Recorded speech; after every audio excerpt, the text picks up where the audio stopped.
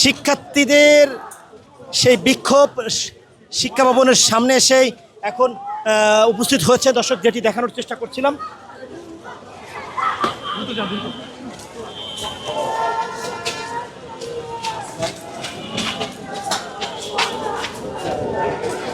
শিক্ষামন্ত্রীর পদত্যাগের দাবিতে শহরের বিভিন্ন স্থানে কিন্তু এই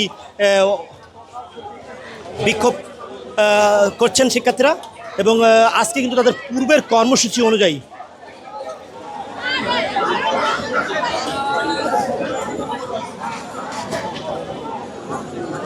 তারা কিন্তু শিক্ষা ভবন অভিমুখী এসেছেন।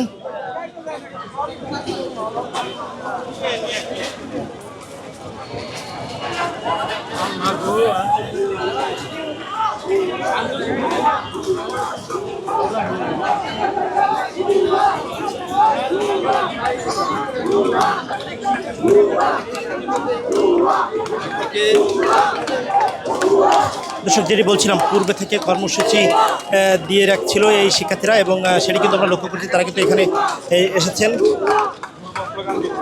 এবং এসে তারা কিন্তু প্রশাসনের উদ্দেশ্য করে স্লোগান দিচ্ছেন, ভুয়া ভুয়া বলে।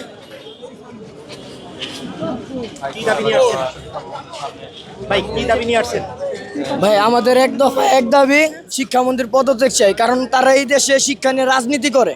তারা বুঝাইতে চায় যে গত বছরের শিক্ষা এটা ঠিক ছিল না।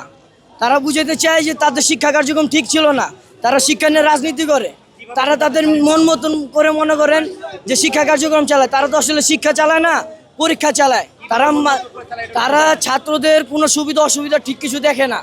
কুমিল্লার মতন এরকম একটা জায়গায় মাঝা পর্যন্ত পানি, সেই জায়গায় কিভাবে ভোট তারা পরীক্ষাটা অনুষ্ঠিত হতে দিল? একদিন স্থগিত রাখলে তো কোনো সমস্যা ছিল না। তারা ছাত্রদের কোনো সমস্যা তারা দেখে না, তারা তাদের নিজের সুবিধাই দেখে, আর কিছুই না ভাই। ছাত্রদের জীবনের কোনো মূল্য নাই। তারা প্রশ্ন নিয়ে অনেক ঝামেলা করে। তারা এই জিনিসটা নিয়ে রাজনীতি করতে চাইতেছে। আর এছাড়া তাদের কাছে ছাত্রদের জীবনে কোনো মূল্য নাই, কারণ এরকম একটা দুর্যোগপূর্ণ এলাকা। হয়তোবা ঢাকা শহর একটু কম, কিন্তু যে দেশের বাইরে যারা আরও আছে, ওই জায়গায় তো দুর্যোগ আরও বেশি। ওই জায়গায় তো ছাত্রদের একটা জীবনের মূল্য আছে। তারা একদিন পরীক্ষা পিছালে তো তাদের কোনো ক্ষতি আসছিল না। শিক্ষাটা কেন পিছালো না? সে কি পরীক্ষারে বেশি গুরুত্ব দিল? ছাত্রদের কি কোনো গুরুত্ব নাই? আমাদের কি জীবনে কোনো দাম নাই? তার পরীক্ষার কি শুধু দাম আছে? পরীক্ষা এক বছর না দিলে কি কিছু হবে? কিচ্ছু হবে না। আগামী বছর আবার দেওয়া যাবে। শিক্ষা দিয়ে জীবন চলবে, হ্যাঁ ঠিক আছে, জীবনে শিক্ষার গুরুত্ব আছে, কিন্তু জীবনেরও গুরুত্ব আছে। শিক্ষার আগে জীবন আছে মানে শিক্ষা আছে। সে জীবনকে কোনো দাম দেয় না। আমাদের দাবি শিক্ষামন্ত্রীর পদত্যাগ চাই, কারণ এরকম শিক্ষামন্ত্রী আমাদের দরকার। দর্শক, যেমনটি বলছিলেন একজন শিক্ষার্থী,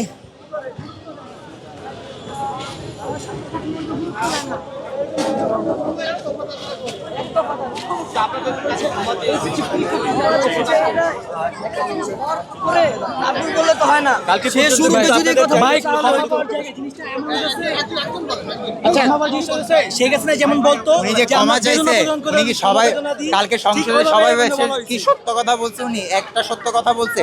উনি একটা মিথ্যা চাপার জন্য 100টা মিথ্যা বলছে। উনি বলছে যে প্রশ্ন 2 বছর আগে হয়েছে। অভিন্ন প্রশ্নপত্র কেমনে 2 বছর আগে হয়? আমরা এই বছর প্রথম অভিন্ন প্রশ্ন পরীক্ষা দিচ্ছি। 2 বছর আগে কেমনে ফুল সিলেবাসের প্রশ্ন হয়? আমরা এবার ফুল সিলেবাসে পরীক্ষা দিচ্ছি। উনি বিষয় তো ফুল নাম্বার দেবে বলে দিয়েছে। উনি ফুল দেয়। উনি সংসদে সবাই বসে মিথ্যা কথা বলতেছে। উনি সংসদে সবাই বসে মিথ্যা কথা বলতেছে। কেন মনে হচ্ছে মিথ্যা কথা বলছে?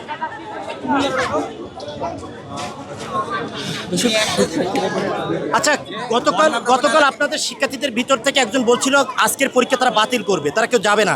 তো আজকে তো সম্পূর্ণভাবে পরীক্ষার্থীরা কোনো পরীক্ষার ব্যাপারে বাতিল করার ব্যাপারে জানায়নি উনি কোনো কিছু। আপনাদের শিক্ষার্থীরা বলেছিলেন আমরা পরীক্ষা দেব না। আমার কাছে সেপুটে আছে, আমি বয়কট করেছিলেন, আমি ব্যবহারও করছি। আপনারা বলছেন আপনারা পরীক্ষার হলে যাবেন না, কিন্তু আজকে তো সবাই পরীক্ষার হলে গিয়েছেন, পরীক্ষা দিচ্ছেন। আজকে বেশিরভাগ স্টুডেন্ট যায়নি, অনেক ভাগ স্টুডেন্ট যায়নি পরীক্ষা দিতে। আমি যাইনি পরীক্ষা দিতে। না। তাহলে আপনি পরীক্ষার পরে কেন আসছেন? সকালে কেন আপনি আন্দোলন করলেন? আমাদের আন্দোলনের সময় দেওয়া ছিল 2টার দিকে। আমাদের আন্দোলনের সময় দেওয়া ছিল 2টার দিকে। তাহলে আপনি কি 1 বছর এখন অপেক্ষা করবেন এই পরীক্ষার জন্য? অবশ্যই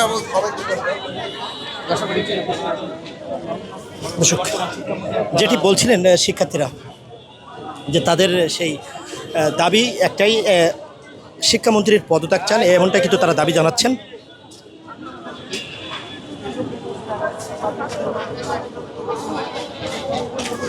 একটা ভানি